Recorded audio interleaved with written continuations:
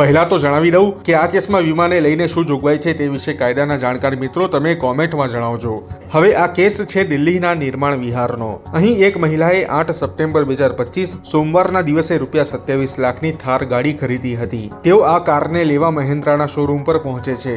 તેઓ પોતાની આસ્થા પ્રમાણે શોરૂમની અંદર ગાડીની પૂજા કરે છે અને લીંબુને ટાયર નીચે મૂકે છે। આટલું કર્યા બાદ તેઓએ જેવી ગાડી ચાલુ કરી ત્યારબાદ એક એવી ઘટના બની કે જેને લઈને સૌ કોઈ ચોંકી ઉઠ્યા। હા, મહિલાએ જોરથી એક્સિલેટર આપી દેતા કાર શોરૂમના પહેલા માળેથી આશરે 15 ફૂટ નીચે પડી, પરંતુ સદનસીબે ગાડીમાં એરબેગ ખુલી જતા મહિલા અને તેમની બાજુમાં બેઠેલા શોરૂમના કર્મચારીનો જીવ બચી ગયો છે। હોસ્પિટલમાં સારવાર બાદ બંનેને રજા આપી દેવાઈ છે।